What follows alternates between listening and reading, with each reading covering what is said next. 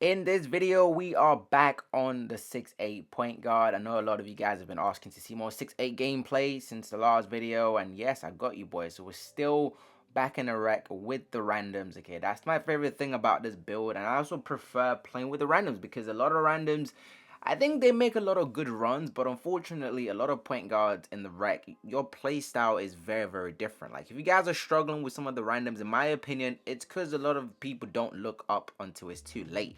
Like, for me, I look up just as the inbound pass is about to come into my hand. So as soon as the pass is coming into my hand, I'm already looking up, having my icons up because you know randoms are going to be cutting. And with this build right now, this do it all point guard build, it is very, very good. It's a good leadership build too, simply because again, it's got great defense. I'll leave the link in the description if you guys want to see. It's got great defense. Look at that. It's got amazing rebounding, and it's a great offensive build too. So you can, you're pretty much sort of choosing and picking, what to do and when to do it. Okay, so you don't always have to be super aggressive. And again, the defense is always there. You can see that. So I'm always trying to hold the lane, trying to do something, even when I don't have the ball in my hands. Like I said, you can also score, get buckets too if you want to.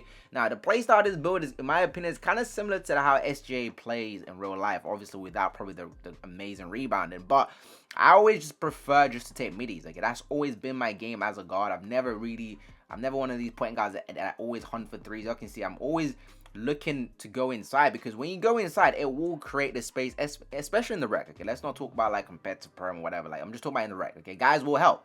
Okay, they're just prone to helping. This is a perfect solo build, in my opinion, a perfect solo wreck build. Now, there are other people as well that have said, things in the past that would get some crazy rebound as well. A lot of people have said in the past that, they like to put low passing on their build. Now, the reason why I wouldn't advise that, even on this build, sometimes I struggle with it as a point guard. Can you get away with like a 75 or a 77?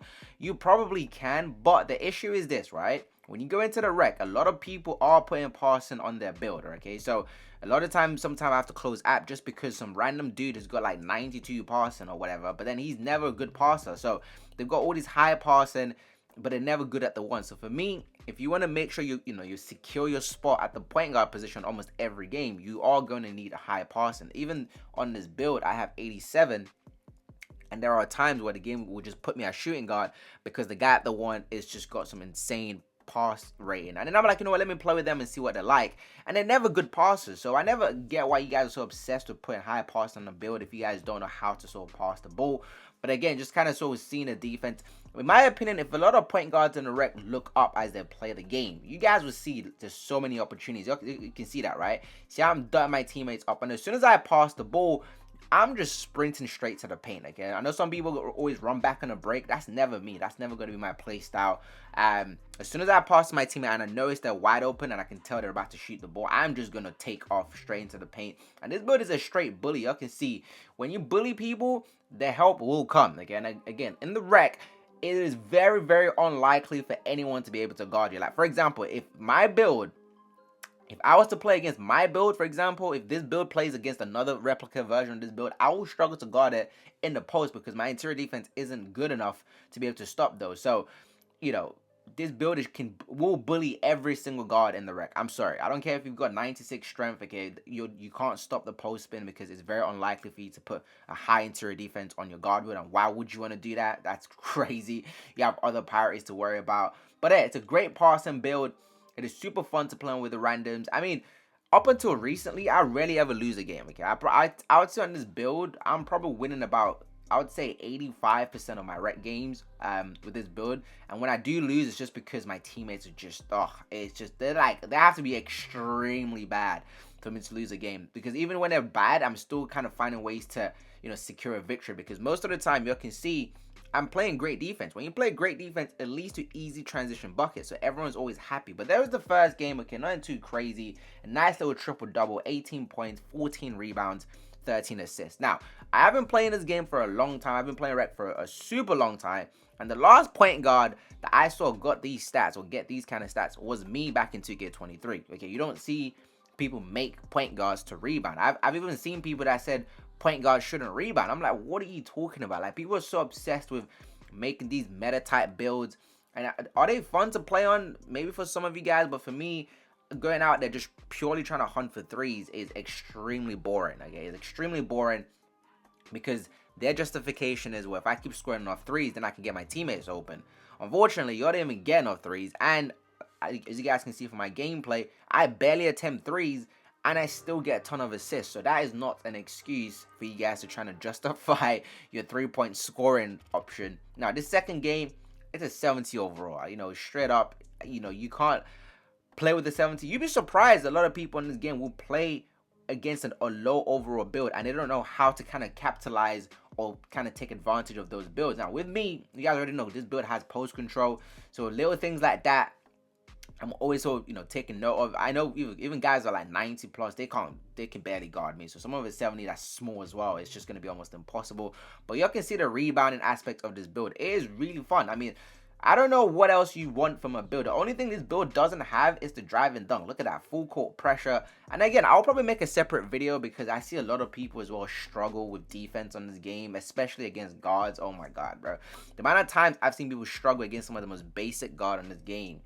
In my opinion, you should not, as a defender, be struggling against any rec point guard, bro. I'm not gonna lie, a lot of rec point guards, they are mid at best. Like, I've probably played, in my history of rec, maybe like 1% of really good guards in a rec. Most of the rec guards, they should be easily getting locked up again. They're not elite, like, comp type level PGs. They're all their basic moves. The only thing they know is that lunger man in the back. I'm telling you, once you know how to play that lunger man in the back, they've got nothing else to go for there.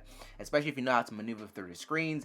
But yet again, it's all about just getting easy buckets, okay? The reason why it's so successful to play with the Randys is because, we play great defense, get your teammates involved in offense. That was a great shot by this guy as well, because that was actually kind of contested. But taking my time reading the play. But y'all can see, as soon as I'm passing, right, even, he made the shot, but just in case he missed, I'm already sprinting to the paint. Okay, look at that. Great defense, reading the play, seeing what's going on. Obviously, always get your teammates involved. Again, I'm a pass first guy, so if there are two guys on the lane, I'm never the one that's always going to go for the bucket. I'm always going to pass the ball. But right here, I mean, like I said, that was just a little guy. It doesn't matter what his overall is. Okay, he could have been a 99 right there. He was never going to stop that. So he was out of there because I locked him up to 0 points, which happens a lot. Okay, when I'm playing seriously, a lot of these rec guards, the goal is to kind of just take their offense out of the game, okay? Especially the 3-point shot hunters. It's so easy to take the 3 away. It's so difficult to stop the inside. That's what people don't get. Like, to stop the inside is always difficult.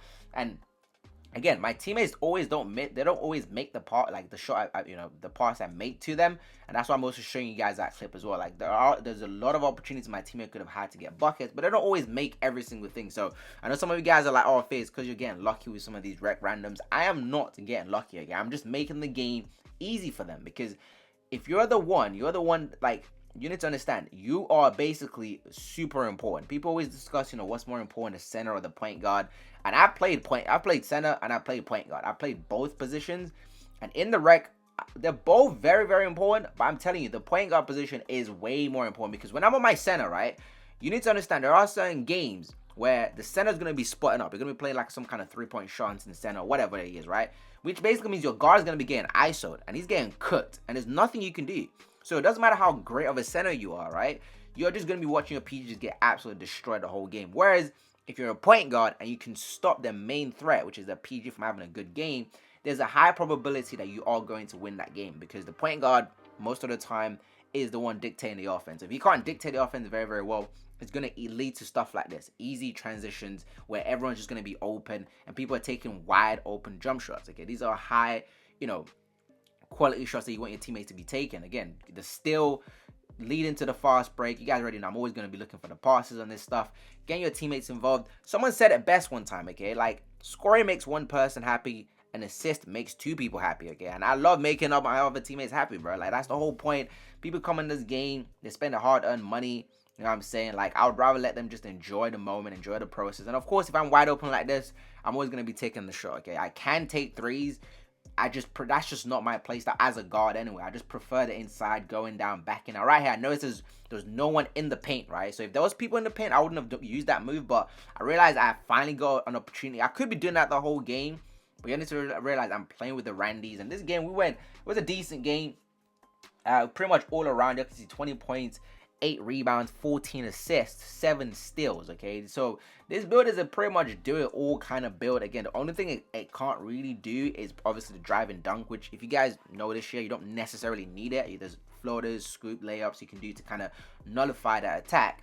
But yeah, this is a very, very good build. I mean, I'm going to probably make some videos for you guys when it comes to like perimeter defense, because I feel like in the rec, a lot of people, that's why when I play my power forward, it's so annoying, because I'm like, how are people getting cooked on defense, bro? Like, you see some of these guys called two ways, and again, like 30, 40 dropped on the head by the other point guard, and it's surprising to me. But anyways, this build has been super fun. It is a lot of fun to play on. If you guys, again, want more gameplay on it, I mean, we do have a ton more gameplays to actually show you guys, actually. But there's a lot more tips and tutorials I also love to drop to kind of help some of these rec randoms, because that's my specialty on this game, bro. Like, just playing with the randies and kind of trying to get into their brains. But anyways, hope you guys enjoy this video. Yo, let me know in the comments what kind of builds you're rocking with, how you guys been finding the rec system this year. And I'll catch you guys in the next one.